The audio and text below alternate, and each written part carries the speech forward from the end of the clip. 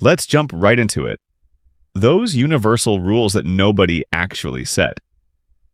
Number 1. The volume number rule. Ever notice how you never set the TV volume to 27, 43, or some random number? It just feels wrong. Most of us follow this weird, unspoken rule about TV volume. We either stick to even numbers or numbers divisible by 5. If someone leaves it on 37, it feels like they've committed a crime against humanity. But in reality, nobody ever wrote this rule down. TV manufacturers didn't design the hardware to work better on even numbers. Your speakers don't sound better at 30 than they do at 31. We've collectively decided that feels right. Studies show people would rather deal with an annoying volume than pick an ugly number. They'll pick 20 even if 21 sounds perfect, just because 21 looks messy. Some people actually get stressed if the volume isn't a nice number. It's like a crooked picture on the wall. You just know it's off.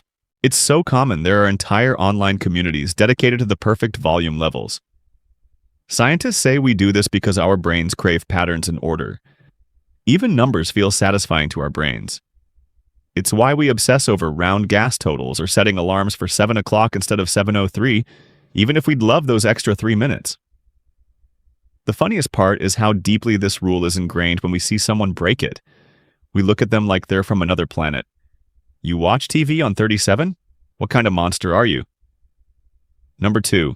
The awkward social slip-up. Enjoy your movie, the ticket taker says. You reply, thanks, you too. Then you walk away and just want to disappear. It's like when a waiter says, enjoy your meal, and you automatically say, you too. You just can't help yourself. This happens to pretty much everyone. It's because your brain is on autopilot. Our brains are actually pretty lazy. They create shortcuts for everyday social situations. It's like you have a pre-recorded response ready to go. When someone says, have a great day, you automatically fire back. You too. But sometimes the wires get crossed, like when the dentist says, see you in 6 months. And you reply, you too. Now the dentist thinks you're planning to check his teeth in 6 months. Scientists have found that most of our daily actions are just pure habit. Basically, our brains are on autopilot almost all the time. It's like watching yourself walk into a glass door in slow motion. You see it coming, but your autopilot is too strong to stop it. Honestly, these automatic responses actually help us out. Without them, you'd have to overthink every tiny social interaction and be mentally drained by noon. Number 3, the elevator rule. Everyone in an elevator faces forward and stares at the doors. Nobody ever told us to do it, but we all just do. Scientists have actually studied this behavior. Turns out we act just like animals stuck in tight spaces. Animals in cramped spaces ignore each other to avoid fighting. We do exactly the same thing. There's an invisible personal space bubble around the control panel. If someone is standing there, we'll perform Olympic-level gymnastics just to avoid reaching past them. If someone faces the back of the elevator, everyone else thinks they're starring in a horror movie. If someone tries to chat, everyone immediately checks their phone like they just got a presidential alert. Elevators are actually one of the safest ways to travel. You're statistically more likely to get hurt on the stairs. But pack people into an elevator, and we act like we're trapped in a tiny metal coffin. We do this weird little shuffle, trying to stay as far apart as possible. It's like playing a real-life game of human Tetris. This happens everywhere there's an elevator. From Tokyo to Toronto, we're all locked into this staring at the door ritual. Even in cultures where people are usually closer, they still do the elevator shuffle. Number 4. The battle for the last slice of pizza. You're at a pizza party and there's only one slice left. Everyone eyes it like it's the last bottle of water in a desert, but no one reaches for it. Everyone insists that someone else should just take it. Meanwhile, everyone's stomach is growling louder than a motorcycle engine. People start slicing that last piece into smaller and smaller slivers. It's like they're trying to solve a physics paradox with pepperoni. Nobody actually made this a rule. There's no ancient scroll saying you can't take the last slice without asking 3 times. Scientists have actually studied this behavior too. They found last slice syndrome exists in almost every culture. It's basically a high-stakes game of who's more polite. The rules change depending on who you're with. If you're with strangers, you'd rather starve than take that final cookie. But with your best friend, you'll fight to the death for it. And with siblings?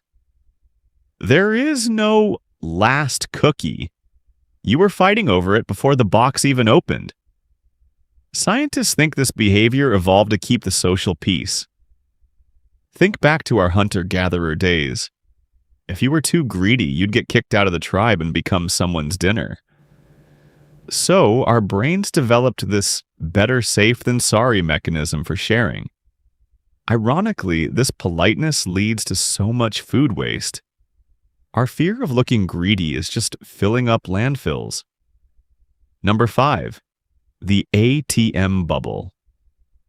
Ever notice how people instinctively stand way back when someone's using an ATM? Nobody ever taught us to do that. There are no signs telling us to. It doesn't say, please stand 6 feet back while Bob checks his bank balance. Yet somehow, we all follow this unspoken rule like it's set in stone.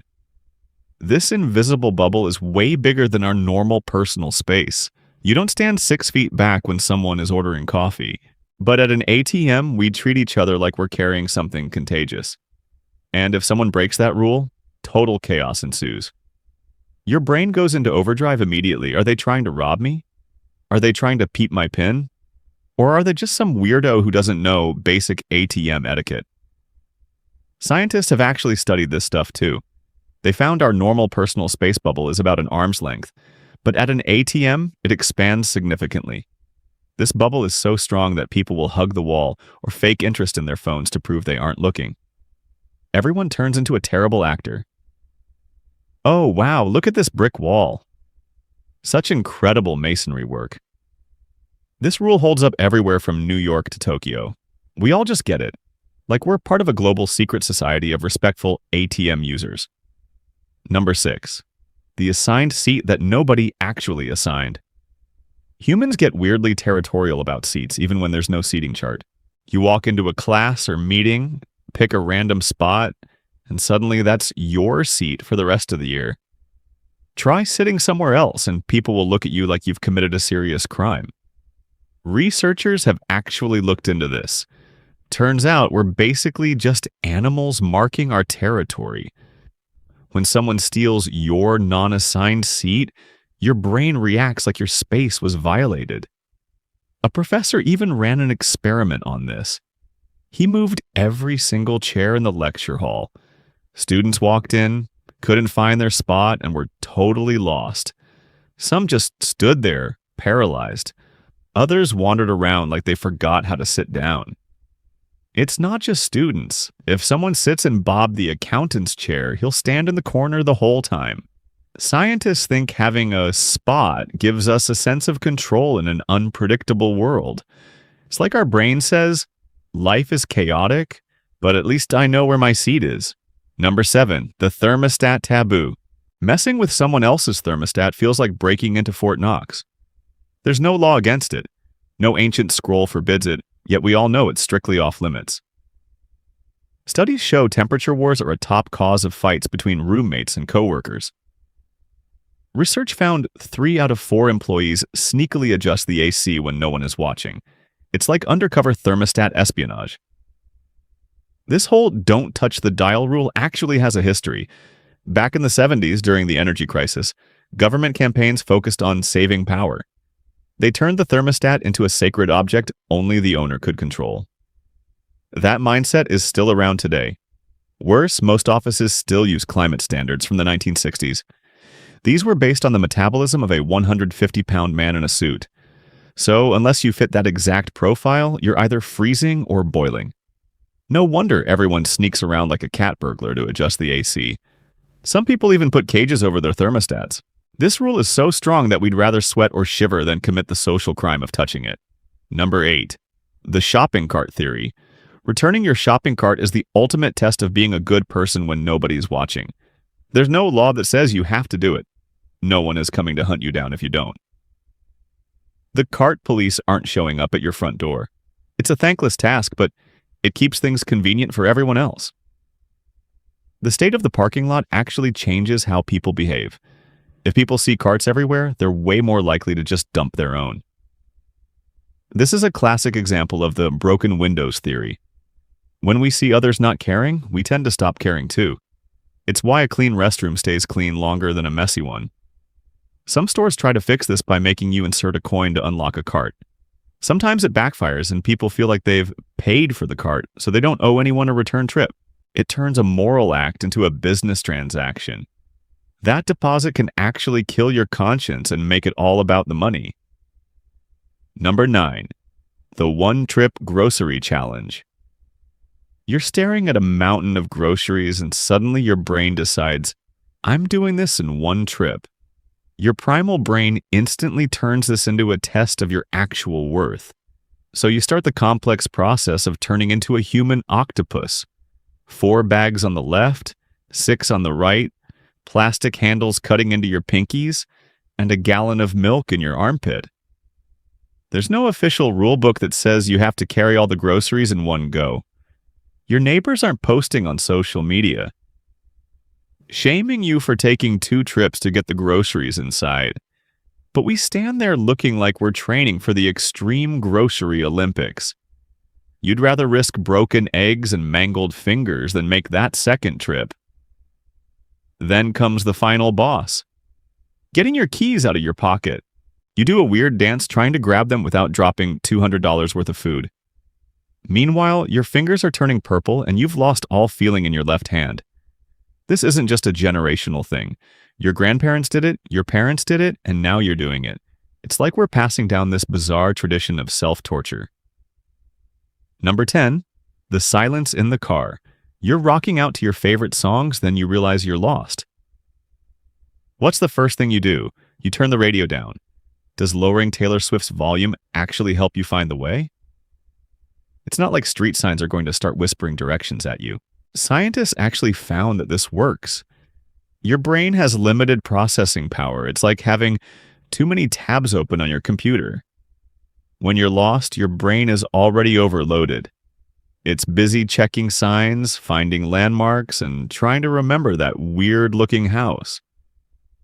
Adding music is like trying to do math while someone's singing in your ear. Brain scans show that music actually lowers your visual processing power. Sound literally makes you a little bit blind. That's why you might catch yourself squinting while turning down the radio. Your brain is like, finally. Now I can actually see. It's not just when you're lost. Everyone does it when parallel parking too. When you turn the volume down, your passengers instinctively go quiet. It's like we all agree to let the driver focus so they don't hit that Porsche. But nobody actually wrote these rules down. We just do it naturally. Scientists call this cognitive load reduction. Basically, your brain is just ditching unnecessary info so it can focus. So next time you crank down the tunes because you missed your exit, don't feel weird. Your brain is just being a good captain, rerouting power to the navigation system. That's all for today. Catch you later. Make sure to hit that like button and subscribe. Drop a comment below if there's a topic you want me to cover next. See ya.